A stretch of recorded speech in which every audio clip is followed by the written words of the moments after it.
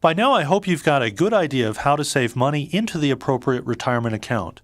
Remember, most people will need to save about 10% of their salary in order to be able to provide for their retirement. However, this assumes you're earning a good real return on your money. If you put all your money into a money market account or certificates of deposit, you're basically treading water because most of your return will be eaten up by inflation. To be able to retire at 65 while saving only 10% of your salary, your savings must grow faster than inflation. This means that you'll have to have a good chunk of your money in stocks. I talk about asset allocation, market timing, diversification, and other concepts in my tape on mutual funds, but let's talk generally about money management within retirement accounts.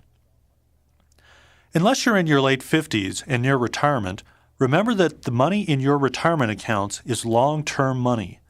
You can accept some short-term risk in exchange for potentially higher returns. This means investing in stocks because over time, stocks have performed much better than bonds, gold, or almost every other asset. Over the past 70 years, stocks have provided an average return of 10%, long-term bonds about 5%, and short-term treasury bills about 4%. Over that same period, inflation has averaged about 3% per year. And remember our discussion of compound growth. Over time, raising your investment return from 5% to 10% means tremendous payoffs. When you're young, you can accept risk because your savings are few and you have an entire career to replace any lost assets.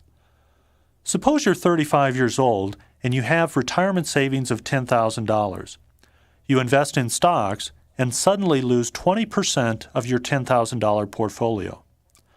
Although you may not be happy with your $2,000 loss, you can replace that loss within a year with $2,000 in new savings. But what happens if you're 65, retired, and you lost $20,000 of a $100,000 portfolio?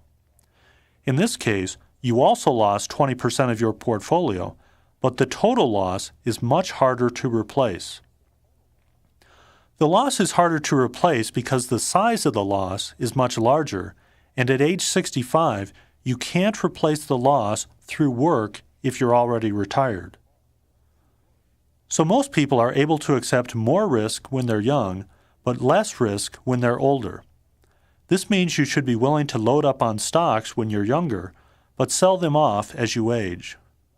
A good rule of thumb is to take your age and invest that percentage in bonds and the remainder in stocks. So if you're 30 years old, you should have 30% bonds and 70% stocks in your retirement account.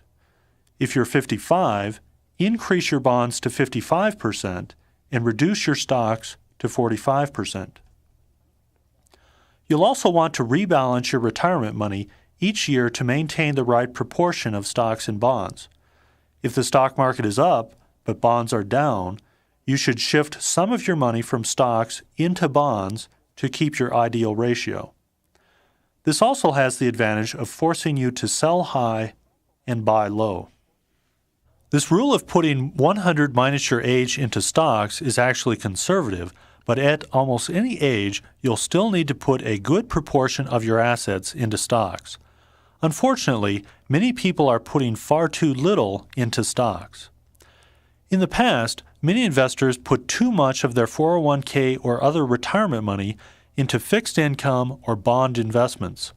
The most popular 401k investment was a so-called Guaranteed Investment Contract, or GIC. GICs are an insurance company product that are similar to certificates of deposit or bonds. I cover GICs in my tape on bond and fixed income investing.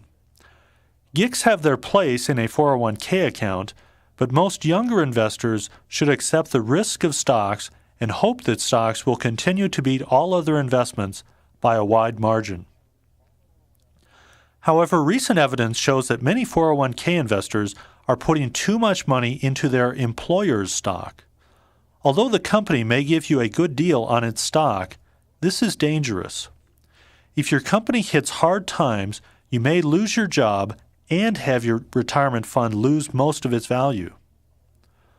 Once you determine how to divide your retirement plan assets into stocks and bonds, you'll have to implement your plan using the investments offered by your retirement plan.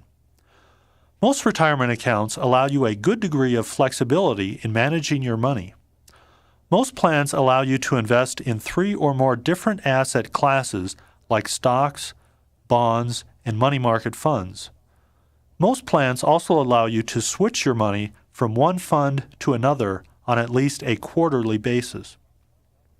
And investment options offered by retirement plans are growing all the time.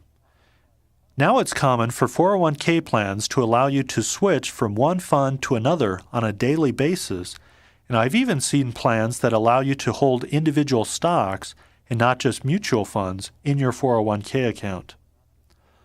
Of all the plans, however, IRAs give you the most flexibility in picking investments. You can invest your IRA money in almost any asset, including mutual funds, individual stocks, U.S. coins, and even real estate.